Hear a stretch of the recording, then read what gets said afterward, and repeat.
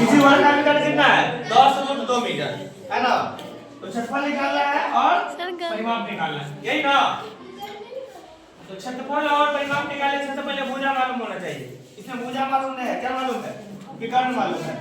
तो ध्यान दो, हम तो है ध्यान दो रे, नहीं समझ रहा है बात को।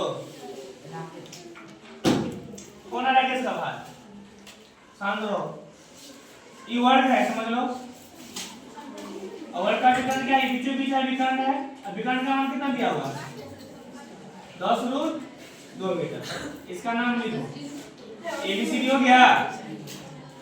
ध्यान दो, क्योंकि वर्ग का विकर्ण वाला कितना है 10√2। तो ध्यान दो और लिखेंगे क्या, ध्यान दो, अगर विकर्ण मालूम है ना तो इसका एक फॉर्मूला होता है, वर्ग का एक भुजा बराबर वर्ग का भुजा, वर्ग का एक भुजा बराबर क्या होता है, क्या होता है, विकर्ण बटे √2, विकर्ण बटे √2। तो विकर्ण का मान कितना है 10√2 और बटा में √2, √2 से √2 वाला कट गया, यहाँ कितना बचा 10। तो भुजा मालूम हो गया, भुजा कितना है 10 मीटर। वर्ग का भुजा बराबर होता है, ये दोनों क्या हो जाएगा, भुजा मालूम हो गया ना 8।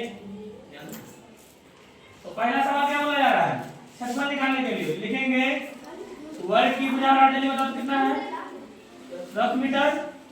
इसीलिए क्योंकि वर्ग का भुजा इतना, इसीलिए वर्ग का क्षेत्रफल बराबर वर्ग का क्षेत्रफल बराबर कितना हो जाएगा भुजा स्क्वायर, क्या होगा भुजा स्क्वायर, यानी 10 का स्क्वायर कितना 100 मीटर स्क्वायर, इसका आंसर हो जाएगा। और सवाल दूसरा क्या मांग रहा है, परिमाप। तो वर्ग का परिमाप क्या होता है बताओ,